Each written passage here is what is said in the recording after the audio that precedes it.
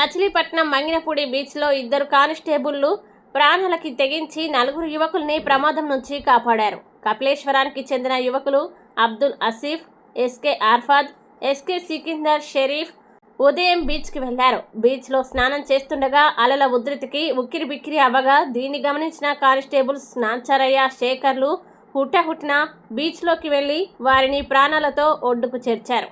వీరి ఇద్దరి సాహసంతో నలుగురు యువకులు ప్రాణాలతో బయటపడ్డారు.